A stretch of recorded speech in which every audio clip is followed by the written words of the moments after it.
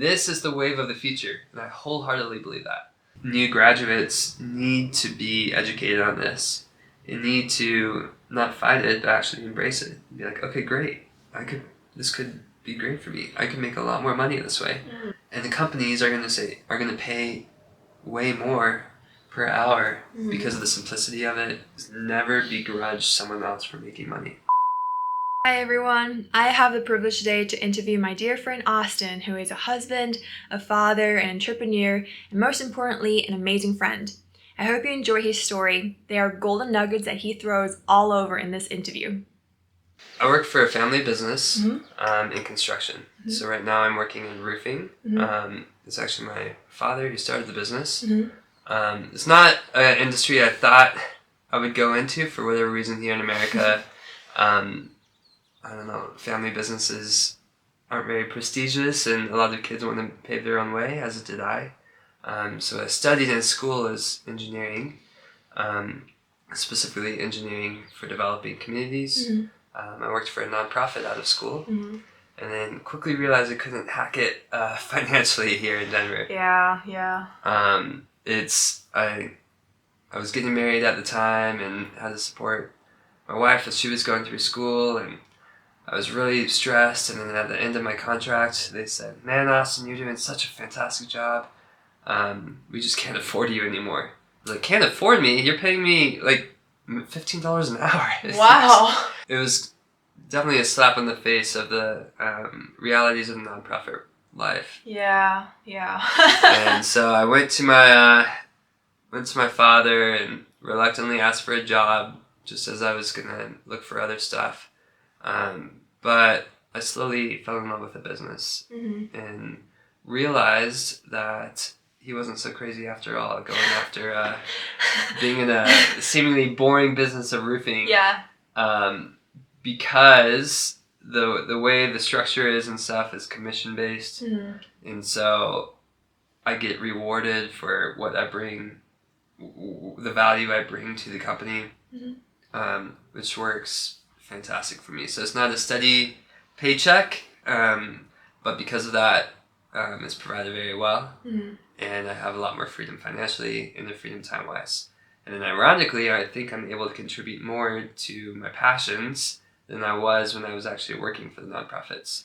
Tell me if you ever, when you graduated college, considered a 9-to-5 job, and why or why not? Well, I did. I went to engineering school, and I think when they were selling engineering school to me, young 18-year-old Austin, they said, "You can be whatever you want to be. And with the engineering degree, you can pursue anything you want." Yeah.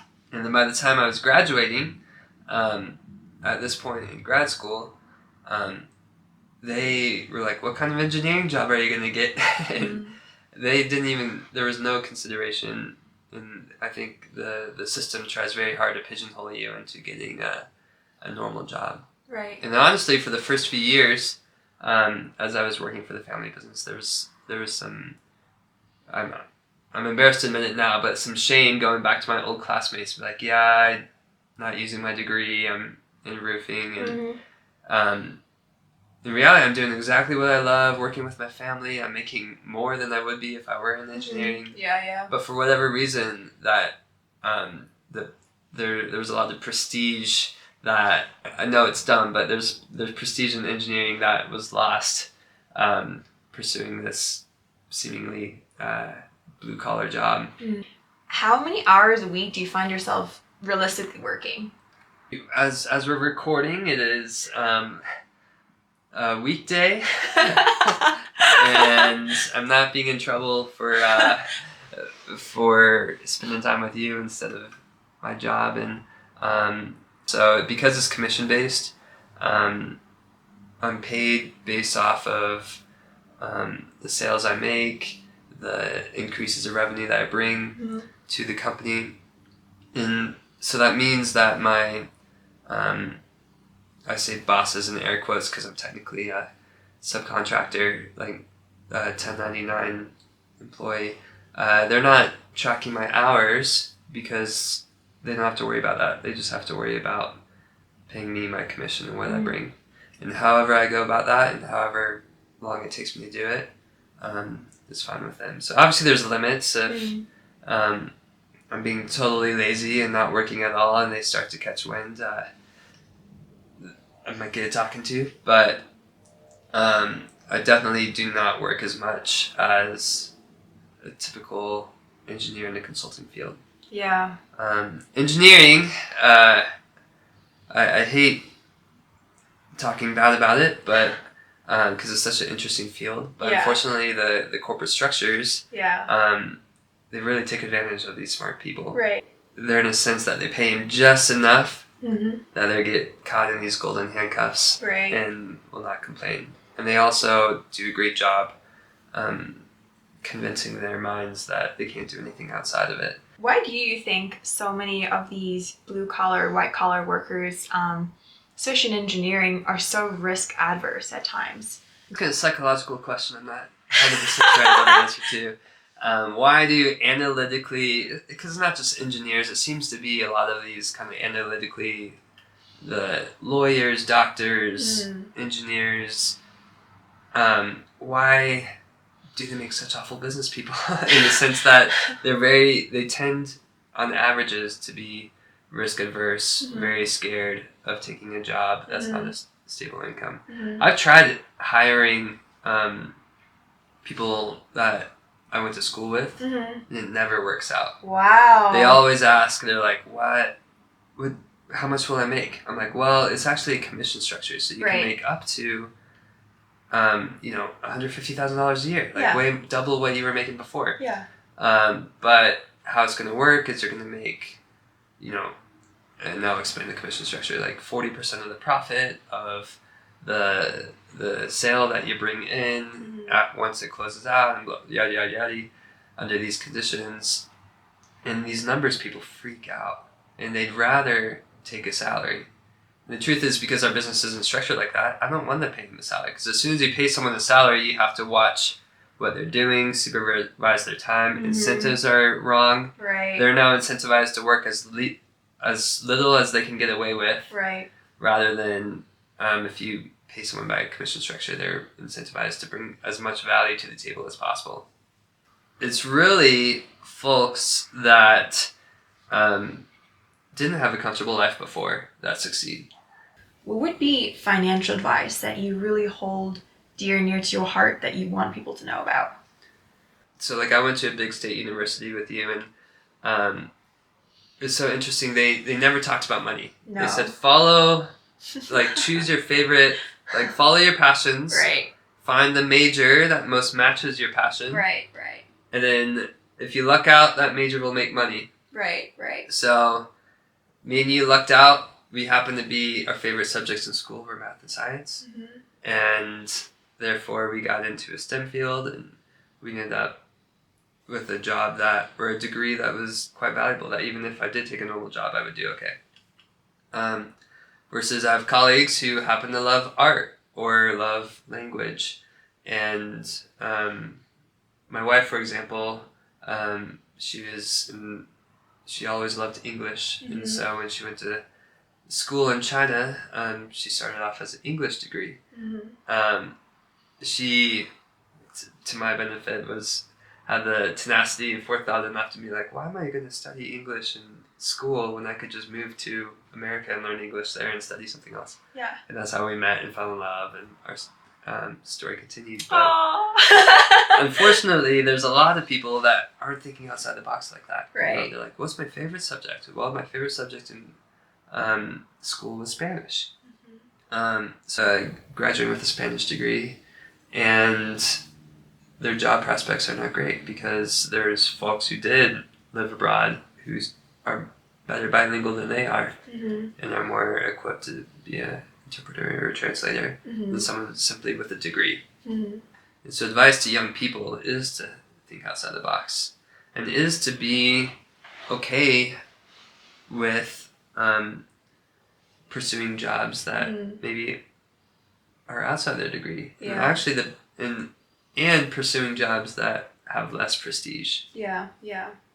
Which reminds me, that's another one of your expertise, business, helping people figure out business and navigate, what it means to do taxes, what it means to figure out, how do you start a business with the federal government and the state government. Tell me about that process. Like, is it hard as people think? Because I think people mentality-wise think it's easier almost to go get a salary job than to quote-unquote start a business. What's your perception on that? Well, I think when people think of starting a business, you think of someone starting a shop from scratch, starting a YouTube channel completely from scratch. But there's this whole other branch of businesses that people don't quite realize. Uber is a perfect example, right? Uber, people who work for Uber don't actually work for Uber. They're independent subcontractors. Independent contractors. So a contractor is a fancy, or a less fancy name for a business owner. They are a business owner whose customer, legally speaking, is Uber. So at the end of the year, Uber doesn't send them like a W-2 form like they would to an employee. They send them a 1099 form saying like, hey, independent business, this is how much we paid you for your services. Right. This is the wave of the future, and I wholeheartedly believe that. Because all the laws are geared towards workers' rights, like employee rights, and a lot of companies are naturally going to want to avoid hiring employees because it's so risky and expensive, and just hire contractors. And I think new graduates need to be educated on this. They need to not fight it, but actually embrace it. Be like, okay, great. This could be great for me. I can make a lot more money this way, but I need to be prepared. And the companies are going to pay way more per hour because of the simplicity of it. They don't have to do any complicated budgeting. They can just say like, okay, I'm going to pay her $100 an hour. Right. And be done with it. The roofing company I work for doesn't have any employees. They hire subcontractors. And so like I have my own business. It's not a business that has its own website or anything like that. I just call it ACR because that's my like initials, like consultant business LLC or whatever, right? And it's legally defined as a business. But people are just afraid of it. People are afraid of the lack of simplicity and the extra learning that they would have to do. And it's so interesting that the people most afraid of it tend to be the smartest people that can learn it in a day. It's the college-educated, prestigious degrees. And the people that do it every day are actually the lower class, whatever, Uber drivers, construction workers. And they're actually the smartest people in the room when it comes to taxes, and they're the smartest people in the room when it comes to being creative with their finances and budgeting. Right. Can I ask you, what's your opinion on money? Like, why do you think we either don't talk about it or avoid talking about it, or it's like almost seen sometimes as a taboo, you know? When I remember kind of my colleagues and I talking almost underground about salaries, like, oh, how much do you make? How much is your bonus? Okay, and then we kind of understood, but it's not encouraged to talk about. To talk about money, we have to talk about jealousy and talk about, I think one of the best pieces of business advice, I think something my dad has always told me, is never begrudge someone else for making money. To work your butt off and then hear about some guy who's making triple what you're making, only working 20 hours an hour. And human nature is to not look at that person as a mentor and be like, what are you doing? And I want to learn more about it. Is to belittle him. It's like, he got lucky. Man, he always got lucky. You know, like, it's to think that, well, of course, if I grew up the way he did, blah, blah, blah, I would do that. You know, we never want to learn. And so who do we look for advice? It's the prestigious people. It's teachers who have a steady income. It's professors who have a steady income. And you expect them to teach you how to live without a steady income? You're very, very smart, and I totally know that from school. Would you kind of accredit some of the financial abilities to think about that to your family business and your dad? Or did you have other sources that you learned from too? Just so people can understand how they can, you know, gain more financial literacy, where they should look. Is it books that they should read, podcasts they should listen to, etc.? Yeah, I mean, I think YouTube channels like this are great. Thanks, Austin. Smash that subscribe. And then I think just talking to people about money and like breaking them through that mold and humbly going like, listen, like, I want to learn from you. Mm-hmm. Like, whatever you're doing is awesome. I want to learn from you. And I'm telling you, that'll go take you so far. Can I take you out to lunch? Can I just pick your brain? And do that with people from different industries. You know, talk to people. And people love talking about themselves, and rich people love bragging. So you'll have no trouble finding information.